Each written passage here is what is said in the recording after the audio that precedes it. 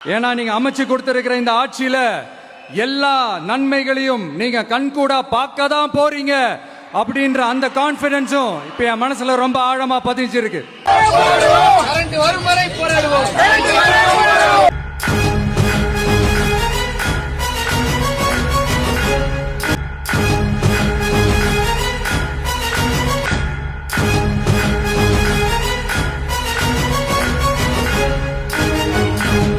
மது விற்பனை தொடர்பாக புகார் அளித்த பெண் மீது தாக்குதல் நடத்தப்பட்டிருக்கக்கூடிய சம்பவம் அதிர்ச்சி ஏற்படுத்தியிருக்கிறது.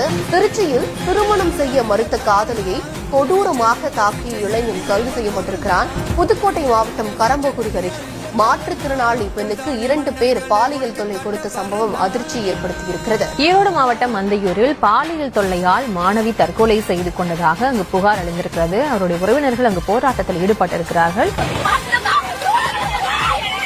அந்த கதறல் சத்தம் ஏதாவது உங்க காதுல கேக்குதா அங்கிள்?